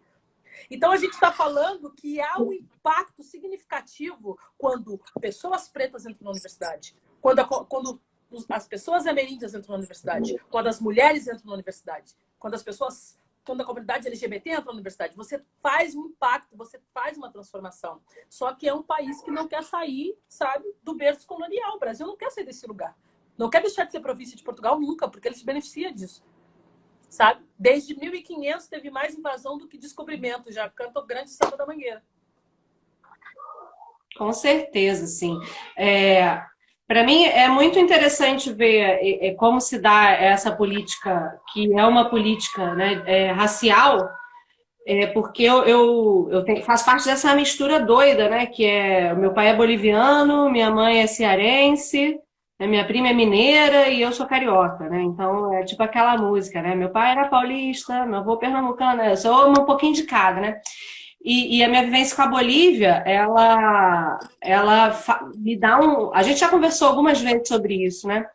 Me dá um paralelo, assim, de um país onde você tem o racismo, né, que é a Bolívia, o racismo escancarado, assim, é escancarado mesmo, assim, restaurantes onde os brancos frequentam, os indígenas não podem frequentar e são expulsos, né? Eu vi isso algumas vezes na Bolívia.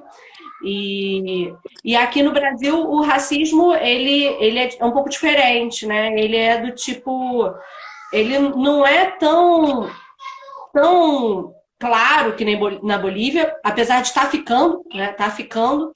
E tem muitas coisas parecidas, um paralelo muito parecido.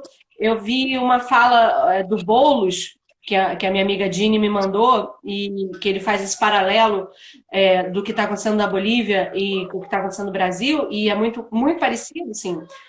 Eu vejo muita gente da Bolívia que é de direita compartilhando coisa do Bolsonaro, e olha que loucura, né? E só que na Bolívia a questão do racismo ele é muito mais escancarado, né? Isso assim, ainda existe um apartheid. Né? Existem as cidades que são as cidades dos brancos e as cidades que são as cidades, né, dos ameríndios, dos indígenas. Aqui no Brasil a gente tem essa miscigenação, e isso foi uma das coisas que foi legal na live passada da Natasha, que ela falou sobre Beatriz Nascimento. E foi muito interessante que aqui no Brasil acontece essa coisa que a gente fica meio deslocado, né? Porque a gente é miscigenado e o próprio discurso que é o discurso racista, ele é um pouco velado, né? Então, a gente estava falando disso, né? A gente já teve essa conversa sobre as cotas na universidade e o quanto o discurso do tipo mas para que cota? Porque você está dizendo que o negro ele não tem a mesma capacidade intelectual que o branco, então você ter cota é racismo. Né? Então, aqui, o próprio discurso racista no Brasil, ele é um discurso que ele é transvestido de democracia por conta dessa confusão da miscigenação, né? Que, por exemplo, eu não tenho essa vivência na Bolívia. Na Bolívia não tem miscigenação. Não que nem aqui. Né? Então, eu acho interessante, a gente podia falar um pouquinho sobre isso, né? O quanto a questão das cotas, que é justamente esse Enem, vai tirar todo o avanço que a gente teve com as cotas, esse Enem desse ano vai conseguir reverter. Sim, total, né? E, na verdade, assim, ó, tem uma coisa que a gente precisa ter foco e lucidez, né, Karina? Quando tu imagina... o João tá aqui, que é um dos pesquisadores do Jeromá, que é um homem negro, menino negro, que faz direito. Você imagina, o João é um menino preto, né? Que tem uma perspectiva do direito, que já é uma perspectiva totalmente diferente desse direito hegemônico, branco, que está a serviço, né, do encarceramento em massa das pessoas pretas, entre várias outras perspectivas que o direito faz. Aí o João, ele tem um comprometimento com uma narrativa do direito que é totalmente diferente. Aí tu imagina 30, 50, 60, 100, 200, 400 João dentro da universidade. E esse João, daqui 10, 15, 20 anos, pode ser um magistrado. E aí você está falando de uma edificação, de uma população que pode mudar. Eu posso falar de mim, sem falsa modéstia. O estrago que a gente fez nos alicerces da filosofia, quando a gente veio e falou assim, não, mas só um pouquinho. Isso aí não é tão assim. Desculpa. Legal? É importante? É. Só que não tem como você, né, falar que só existe um modelo de filosofia. Existem outros modelos. Mas por quê? Porque nós trazemos a nossa perspectiva. Então, você tem um projeto muito bem arquitetado por elites intelectuais brancas que não querem sair do seu lugar de privilégio. Então, essas pessoas precisam o quê? Manter o seu status quo. Precisam manter esse lugar hegemônico. E o racismo tem uma incidência. A primeira coisa que esse país precisa se responsabilizar é discutir questão, é botar o racismo como centro de debate. Nada, absolutamente nada nesse país vai andar enquanto o Brasil não se responsabilizar com a violência racial que incide todos os dias nesse país.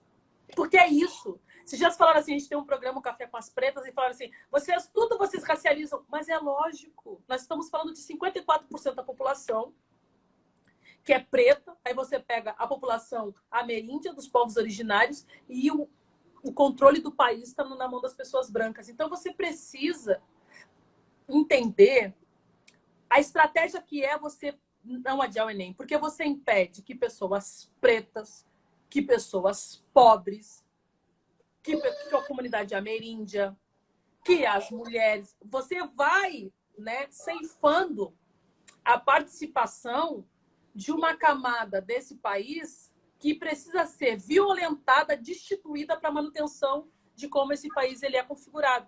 É por isso que esse país vai e escolhe essa pessoa para representar o país. Um cara que não tem pudor em falar o que ele fala dos negros. Um cara que não tem pudor em chamar, sabe, uma companheira de vagabunda, como ele falou para Maria do Rosário. E as pessoas... E esse país, ele é tão nojento, ele é tão misógino, ele é tão machista, que as pessoas fizeram um meme do espanto dela. Tem noção? Ela falou, mas o que é isso? Tipo assim, como é que você vai me xingar? Você não merece ser estuprada. Como é que uma pessoa dessa chega à presidência do país? Como é que assim, como se... Aí você entende como o estupro serviu de arma de guerra para os ocidentais. Eles estupraram tudo, não estupraram só corpos, não. Estupraram os corpos, estupraram as epistemologias, as religiosidades, os territórios. Chegaram, sabe, com seu falo de dominação em tudo quanto é lugar. E isso é a política de dominação que está aí até hoje. Essa galera nunca se responsabiliza com nada. E é por isso que eles não vão adiar o Enem. Você acha que eles querem pessoas como nós aí questionando eles o tempo inteiro? Claro que não. Claro que não. Exatamente. Eu acho, quando a gente pega uma visão até histórica, né, da construção do país, e quando eu faço esse paralelo, né, com a minha visão também desse outro lado que eu tenho, né, do lado boliviano, eu vivi duas colonizações, né, é isso, eu tenho como ancestralidade duas colonizações diferentes. E as colonizações foram bem diferentes mesmo, né, porque os espanhóis, quando eles chegaram, várias culturas indígenas, não só os incas, mas também os aimarais, etc., eles tinham uma mitologia que acreditava que o deus do sol um dia desceria à terra. E esse deus do sol, ele teria os cabelos amarelos como o sol. Então, quando os espanhóis chegaram na América Latina, na sua opressão, ao contrário do Brasil, que foi uma coisa meio no negócio, lá, os espanhóis, eles encontraram uma subserviência total, porque os indígenas, eles acreditavam realmente que aquilo ali era o Deus que tinha descido à Terra. Então, os espanhóis, eles, ao contrário aqui do Brasil, que teve essa coisa do jeitinho, do negócio, né?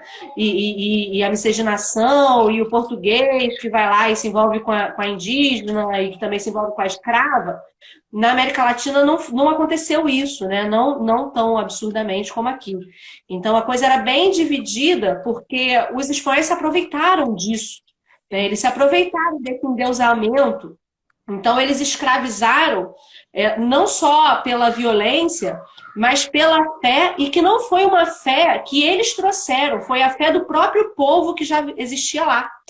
Então, a exploração lá, e talvez por isso haja, até hoje, né, esse abismo entre raças, porque até hoje o branco, né, o que eles se chamam cambas, né, na Bolívia, eles se veem até hoje como esses deuses que vieram trazer a grande maravilha da civilização.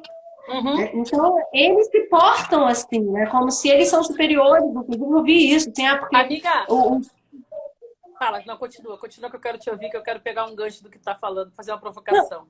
a última coisa, né, que é uma das coisas que eu ouvia era assim, não, mas eles sequer tomam banho. Então, essa noção da civilização, né, alguém que vai trazer a asepsia, o conhecimento, né, a racionalidade para um povo que é primitivo, né, e isso até hoje na Bolívia é visto assim. Né? Não, e no mundo, amiga, aqui, nós somos formadas em filosofia e eu me sinto muito segura para falar isso numa live de filósofas na rede. Se você parte de um princípio que o pensamento nasce de um milagre, e esse milagre é no Ocidente, o que você espera que esse mundo entenda como perspectiva de um mundo? Então quer dizer que antes desse milagre as pessoas não pensavam?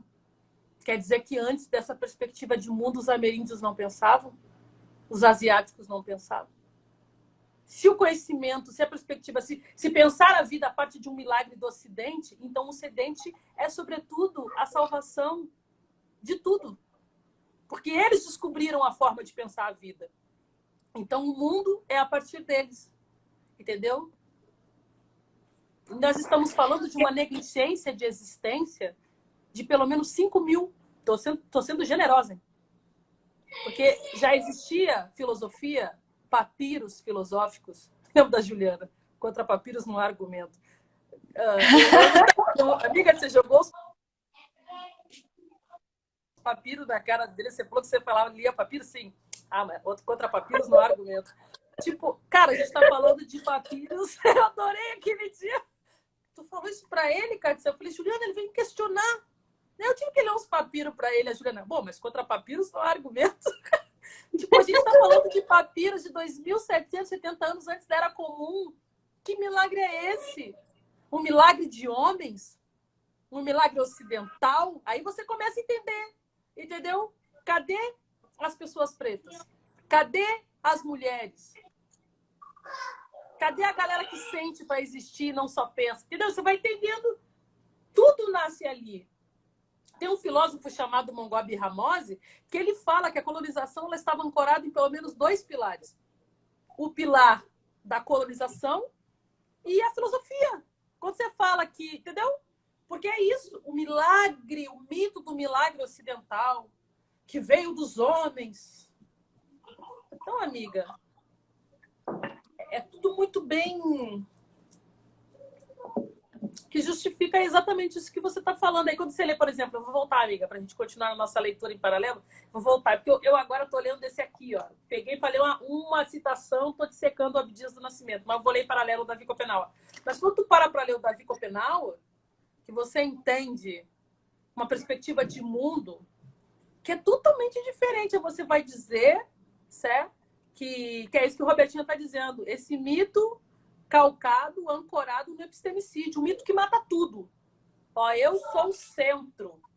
Você cria uma perspectiva universal, singularizada, branca, de uma falosofia, né? E aí nada mais dialoga com isso. Então, imagina, se os negros não tinham alma, os indígenas não têm nada, né? Tipo, Exatamente. total. Deixa eu só fazer já que a gente entendeu isso mesmo, vou fazer uma pergunta que é aquela coisa de subir a polêmica também. Que a gente está falando disso, né? A gente saiu um pouquinho do amor, mas isso é muito importante, esse assunto que a gente está Mas isso é falando. amor, amiga. Amor Com certeza. é isso, é amor. Deixa eu, uma das aulas que eu fiz que me inspirou muito nesse mestrado, inclusive eu botei muitos dos aprendizados na minha dissertação, foi uma aula que eu fiz com o Alexandre Costa, professor lá da UF, que eu admiro profundamente, alguém que foi muito importante na minha formação também. E uma das aulas que a gente estava lendo Eurípides, e uma das aulas que a gente teve, eu gosto muito da postura dele também, com relação à postura crítica, com relação ao momento atual no Brasil, e ele comentou uma conversa que ele teve com o Renato Nogueira, e que eu achei muito interessante, aí eu gostaria de ouvir você falar sobre isso, porque a gente não conversou sobre isso, que o Alexandre ele fez um questionamento ao Renato, o Renato deu a resposta dele, mas eu queria ouvir a sua. Que justamente, né, se nessa crítica a esse ursinho de pelúcia do Ocidente, que é a filosofia, por que então, para nós que estamos fazendo uma crítica a isso, por que a gente se apega ainda ao termo filosofia? Se o termo filosofia não seria algo especificamente grego e ocidental. Bom, tem duas explicações para isso. A primeira explicação é porque a gente ainda está numa narrativa política, né? Tipo, numa narrativa de chegar nos territórios e, tipo assim, você disputar território. Você ainda está numa perspectiva de disputar território, então a gente ainda vai usar o termo filosofia. Uma questão política mesmo. Diversos outros pensadores da filosofia ocidental já destituíram o termo filosofia, já pensaram outra perspectiva, já trouxeram uma perspectiva de pensamento, mas ainda a filosofia fica como o status hegemônico do pensamento. Então, tem esse lugar. Mas o Teófilo Benga diz, inclusive, que esse termo nasce no Kemet. Esse termo está até aqui nos meus anotados. Esse termo ele nasce no Kemet justamente por conta dessa ideia do requete, que é esse amor a essa sabedoria, mas esse amor a essa sabedoria que não tem só essa ideia, porque a noção de filosofia, essa noção de amor ao saber, isso nasce. E aí o George James, no Legado Roubado, em 1958, ele vai dizer que, inclusive, esse termo foi, né, aviltado, roubado do Kemet. E aí ele chega para os helênicos, os helênicos... não, ele não usa essa palavra, mas como se os helênicos maquiassem isso, sabe? E eles dizem assim, então, a filosofia, esse termo filosofia, a filosofia nasce com um nome. A filosofia nasce com o requete, que é o mesmo sentido, amor à sabedoria. O próprio professor, para quem vai pedir, até anotei aqui, para quem vai pedir o termo, é o professor o Teófilo Benga, que ele fala que ele tem um verbo e um substantivo. E esse verbo, o rec, significa conhecer, e o ket, as coisas. Conhecer as coisas. Então, a filosofia serve também, a própria Nera está falando, o termo filosofia serve como tradição, mas também corresponde à prática africana. Então, filosofia é uma prática africana que é depois. Porque os gregos estudaram no Kemet. Platão estudou 24 anos no Kemet, né?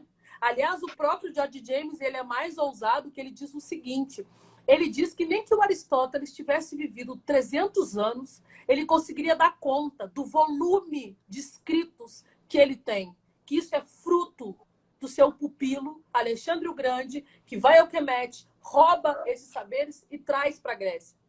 E coloca lá. Inclusive, ele faz uma outra denúncia. Leiam esse livro, O Legado Roubado de George James. E ele traz uma questão também, que é a questão do Sócrates. Que o Sócrates, quando ele volta do Kemet, quando ele volta da África, ele é condenado à morte porque ele traz um modus de construção de filosofia, que é um modus que ele apresenta, que ele conhece no Egito.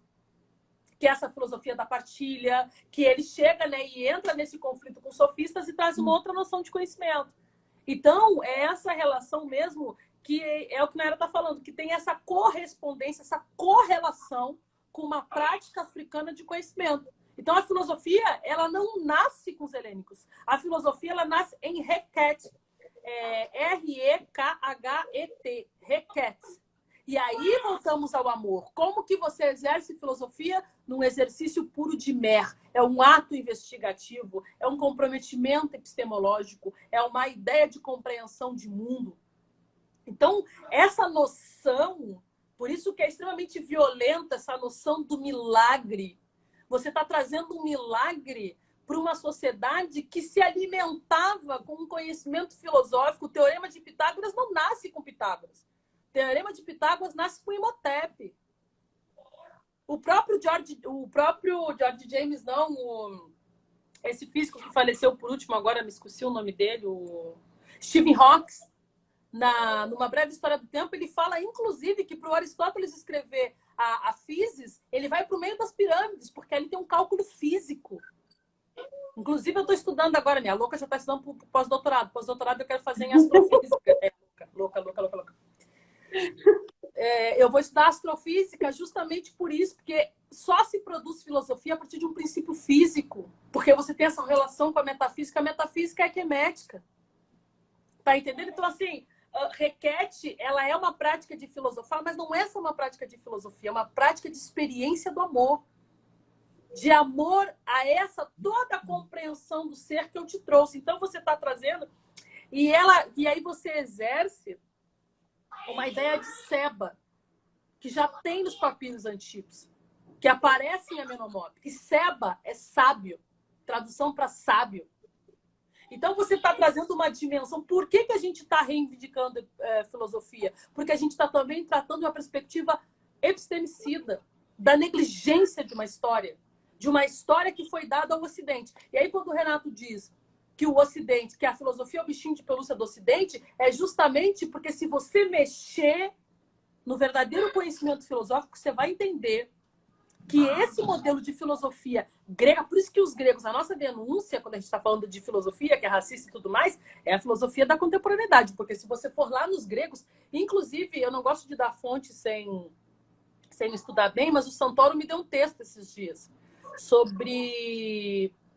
Não vou lembrar o nome do autor, mas que ele conta para Parmênides, ele fala assim, isso aqui é a filosofia que eu trouxe do Egito. Então, a gente está falando de uma perspectiva, a gente está falando de um dos maiores pesquisadores em Antiga, que é o Santoro, que inclusive foi dar um curso de Kemet e Aristóteles, porque ele sabe, então, disse, tu tem noção do que você está falando.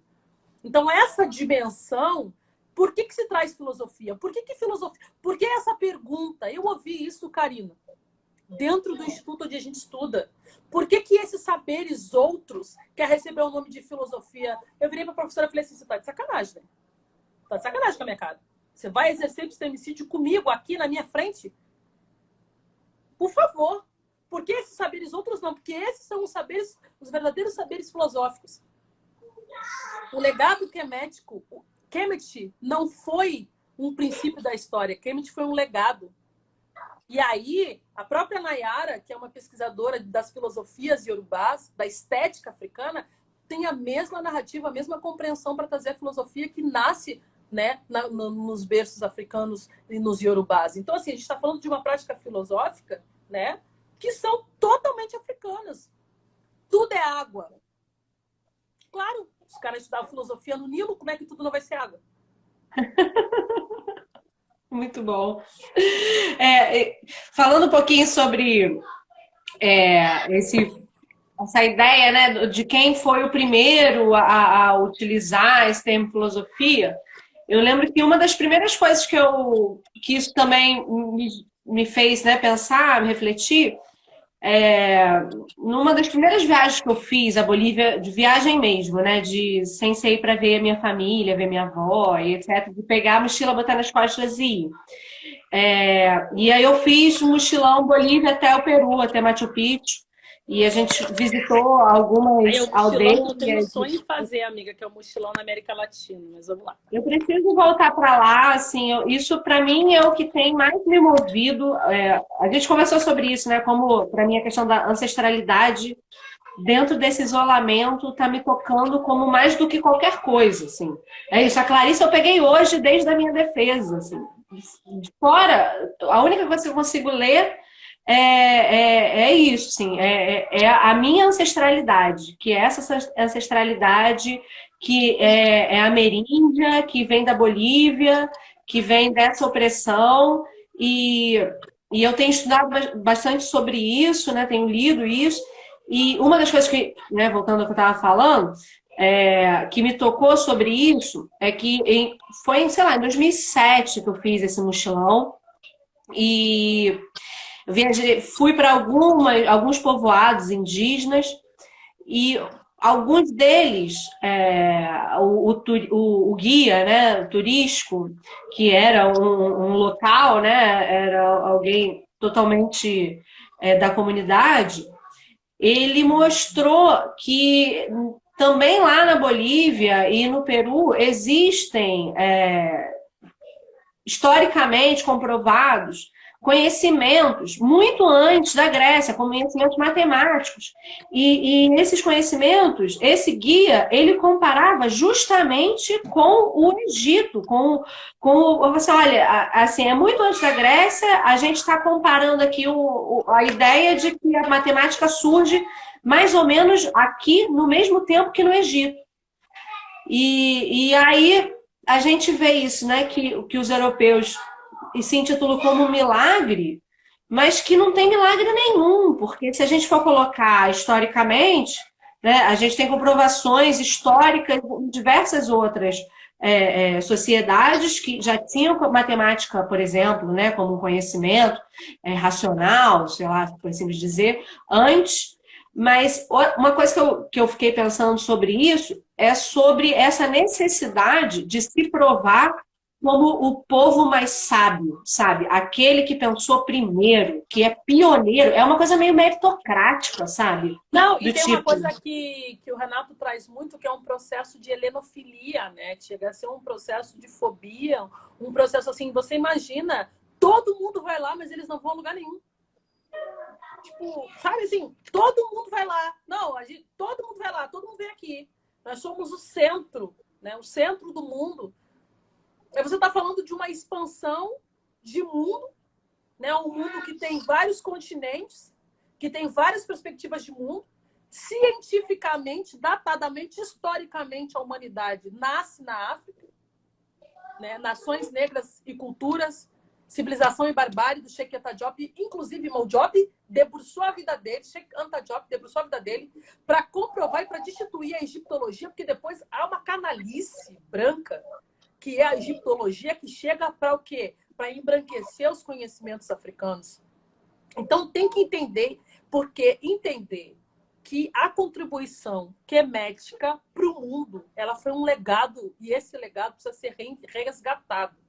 Então você para pensar aí, os primeiros arquitetos, os primeiros matemáticos, os primeiros físicos, os primeiros filósofos, a medicina. E recentemente acharam um papiro aí para falando de medicina. Entendeu? Então a gente está falando, sabe, o primeiro ordenamento feminino de como as mulheres se organizavam, porque inclusive que eu sou ousada, diabo tá ousado, como fala aquele menino, eu comecei a trabalhar com a ideia que eram as escribas.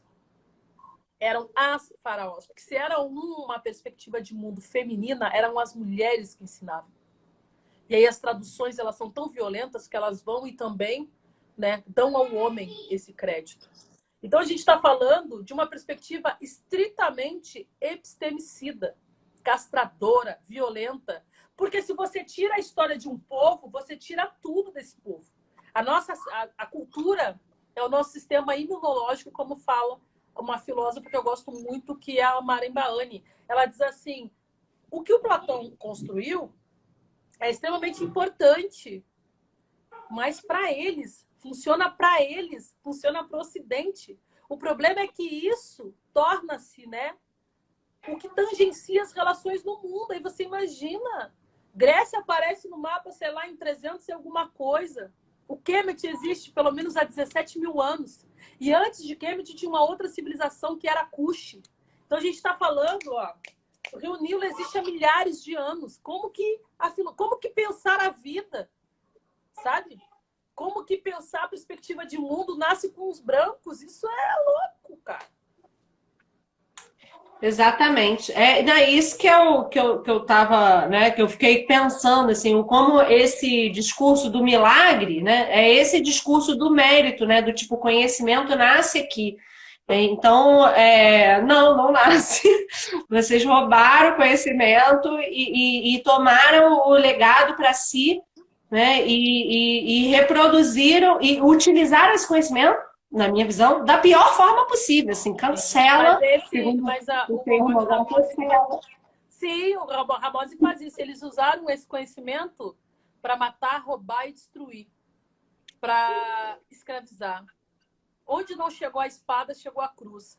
E aí você para pensar como que essa perspectiva filosófica, porque quando Platão fala da alma, e aí fala que os negros não têm alma, eu fico pensando que quem é que não tem alma? Quem é que tem essa alma platônica? O que é a alma platônica para uma sociedade que é atravessada pelo sentido, que pensa pelo coração? Então vai lá, captura, mata, porque eles não são humanizados, eles são animalizados. E não é só por isso que a população negra foi ceifada da sua liberdade, não. Porque nós éramos os primeiros agricultores, nós éramos os primeiros matemáticos, os primeiros filósofos, e é por isso que o mundo foi edificado pelo braço preto, pelo braço das mulheres negras, pelo braço dos homens negros. Enfim, eu acho Amiga, a gente está se aproximando a 2 horas de live, a maior live dos filósofos na rede. Foi ótimo, amiga! Bateu recorde. Então, só assim, a gente tem os últimos 10 minutos. Tem alguma coisa... Eu continuaria conversando com você eternamente. Assim, a gente fugiu do tema. Não, isso é amor. Porque esse ato de requete, né? Requete é igual a seba, que é igual a ensinar, que é igual a instruir. E essa instrução, ela só é feita com amor. Então, você vai refletir o mundo, você vai pensar o mundo a partir de uma perspectiva de amor. O amor como partilha, porque você entende o amor de uma perspectiva filosófica outra. E um sistema filosófico africano, ele pode nos ajudar a pensar uma perspectiva de mundo não singular. A África é tão generosa que ela não pensa só nela. Quando ela pensa uma perspectiva pluriversal, ela diz: nunca tu vai ver se destituir igual fizeram conosco. Só diz assim, ó, isso não me cabe porque eu tenho isso. Isso é partilhar, isso é você respeitar. O amor é um ato de partilha. Amor não é domínio. Amor não é dizer quem você veio antes e você domina. É você entender o lugar do outro como parte de si mesmo. Acho que é isso. Para a gente finalizar, eu queria também dizer alguma coisa sobre isso. A primeira coisa é dizer que eu te amo profundamente. Dentro dessa minha visão de amor, que tem os atravessamentos claricianos, você é determinante para a minha construção de visão de mundo. Eu te admiro profundamente, eu te amo profundamente, você é minha irmã. Assim, é isso, é para você que eu ligo no meu momento de desespero, chorando, né? E dizer que é muito incrível mesmo essa relação que a gente tratou, que é um amor que eu citei na live que eu fiz anterior, acho que foi com a Ranieri mesmo, que eu falei daquela conversa que a gente teve, que você falou que o que há de singular na nossa relação é que a nossa relação é uma relação de honestidade. Sim. E isso eu fiquei pensando que eu acho que é realmente um conceito básico para o amor, né? Para a gente ter uma relação amorosa, a gente precisa ser honesto, porque a gente precisa justamente se abrir, a gente precisa ter, nesse caminho dessa relação, a gente ter a segurança de que aquele outro lado da ponte, né, nessa metáfora do Bauman, vai estar lá e que você pode simplesmente se doar esse caminho, porque o outro lado vai estar lá. E vai estar lá, nem que seja para dizer assim, olha, tu falou merda. Sim. Ou Mas eu você acho, arrasou. amiga, isso é amar. Entendeu? Isso é Karina, não tá bom. Ou quando a Ju dizia, Kati, não é assim. Entendeu? Amar é isso. Não é você romantizar as coisas. É você partilhar, caminhar e atravessar. Eu acho que é por isso que a gente tem esse amor, essa compreensão e entende as coisas, fala e foca em lucidez, entendeu? E isso é filosofia. O resto que tá aí, né? E eu queria agradecer também, antes da gente encerrar, porque só com você, para eu conseguir falar sobre a minha pesquisa de novo, porque estava muito difícil mesmo, e eu te agradeço, assim, é isso, assim, conversar Continua, com amiga. você. Você lembra quando eu falei para você fazer o mestrado? Agora eu acho que você tem que continuar no doutorado. Beijo para a Robertinha, que também está aqui. A minha mãe disse uma coisa que eu quero só ler, que ela disse assim, o ato de refletir ao mundo e o amor de outras culturas e de outros povos. Eu acho que é isso. A gente pensar a filosofia e pensar o amor não hegemônico é, sobretudo, tirar esse lugar hegemônico da própria filosofia. Não existe filosofia, existe filosofias. Nesse sentido, a filosofia não nasceu com pessoas. A filosofia não nasceu num lugar, num milagre. A filosofia nasceu com pessoas, e nesse sentido a filosofia nasceu em tempos imemoráveis. É isso. Com certeza, é isso que a Filósofas na Rede tem como princípio também. Existem filosofias e eu agradeço profundamente, amiga, a sua colaboração. A gente está junto. Embora eu demore um pouco para responder, que eu faço a maluca no rolê em alguns grupos, mas eu tô ali. Gratidão, meus amores. Nos vemos em breve. Sigam Filósofas na Rede e vamos acompanhando os pensamentos das mulheres que transformam a partir de um princípio filosófico. Gente, é isso, amiga. Beijo. Tchau, tchau. Beijos Tchau, todos. família. Beijo, Kati.